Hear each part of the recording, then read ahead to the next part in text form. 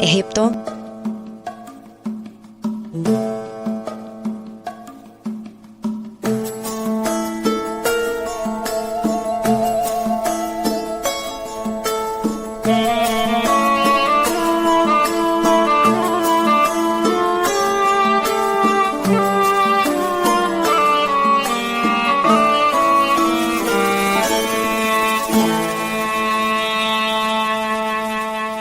En una isla justo debajo de la primera catarata del Nilo, se encontró una antigua inscripción escrita alrededor del siglo IV a.C., la cual afirmaba ser una copia de un documento redactado por el faraón Djoser más de 1000 años antes.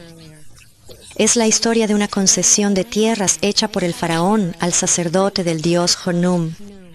Relata 7 años de hambruna y 7 años de abundancia, cómo el faraón tuvo un sueño y consultó a su canciller en busca de ayuda. Contiene la mayoría de los elementos de la historia de los 7 años de hambruna y de abundancia, aunque en este relato estaban distorsionados, ya que fue escrito 1000 años después.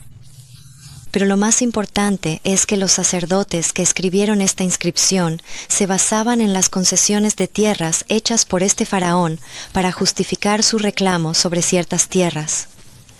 No estaban escribiendo lo que creían que era un mito antiguo. Obviamente, ellos creían que las concesiones de tierras hechas por el faraón Djoser seguían siendo válidas y tenían suficiente autoridad como para seguir en vigor más de 1000 años después. Y José compró toda la tierra de Egipto para el faraón. Solo la tierra de los sacerdotes no compró, porque los sacerdotes tenían una porción asignada por el faraón.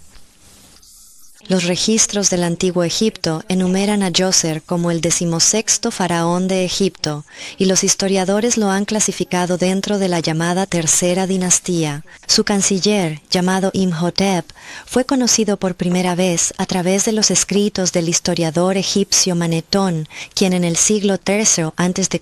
escribió: «Durante el reinado de Djoser vivió un hombre llamado Imhotep, que tenía la reputación del dios griego de la medicina y que inventó el arte de construir con piedra labrada».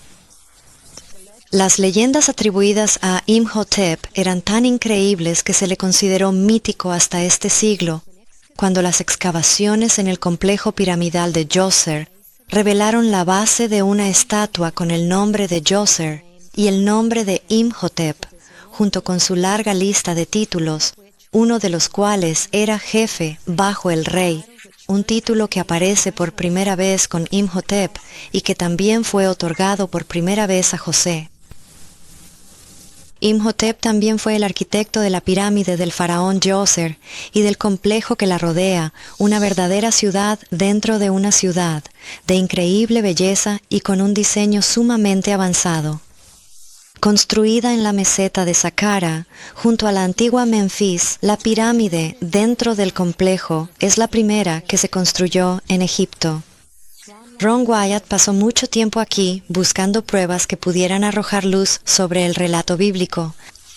Un acontecimiento como la hambruna descrita en la historia de José y la distribución de grano a otros países habría requerido una instalación importante y un sistema de organización.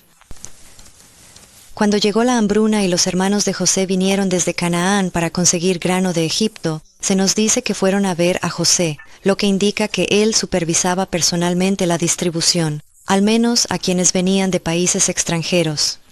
Y esto significaría que ciertamente existía un lugar central o granero al que acudían los extranjeros.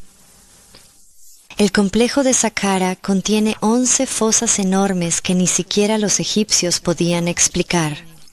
No son tumbas, ya que todas las tumbas estaban bajo tierra y cuidadosamente selladas, mientras que éstas eran accesibles desde la superficie y son extremadamente grandes.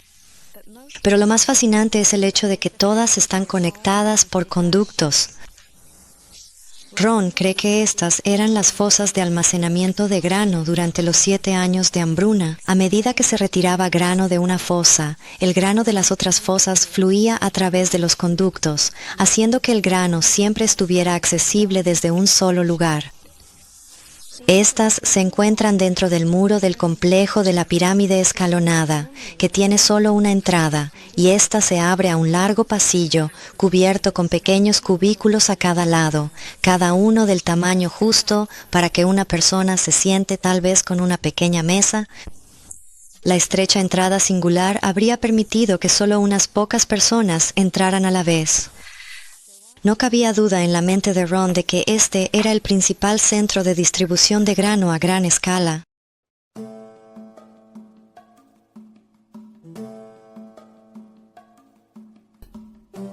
Cuando la gente llegaba para obtener su grano, se formaban en fila para entrar al largo pasillo. Dentro, pagaban a uno de los cajeros en uno de los cubículos por el grano. Después de realizar el pago, tal vez se les entregaba un saco para el grano que reflejaba la cantidad de su pago. Luego, continuaban por el pasillo, directamente hacia el área de los depósitos de grano.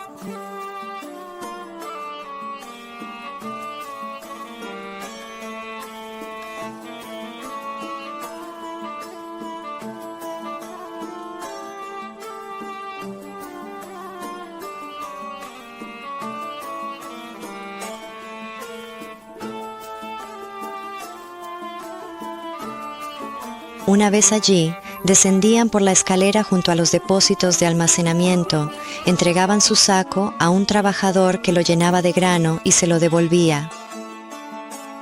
Luego salían por una pequeña puerta en el nivel inferior, que conducía al exterior del complejo. Cuando los pozos fueron excavados por primera vez, aún quedaban restos de grano en ellos. Durante los 7 años de hambruna, Egipto obtuvo gran riqueza y prominencia entre las naciones gracias a la venta del grano.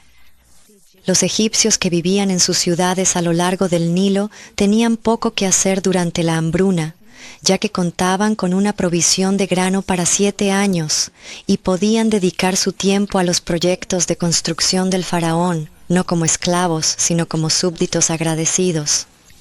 La familia de Jacob, que vivía en el delta, separada de la población nativa, prosperó y creció, exenta del impuesto de 1/5 parte que se imponía a la población local.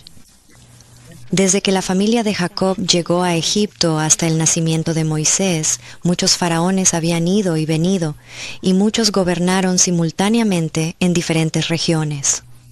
Pero hasta ahora todos reconocían los derechos otorgados al pueblo de Israel para vivir en la tierra de Ramsés. Pero eso estaba a punto de cambiar,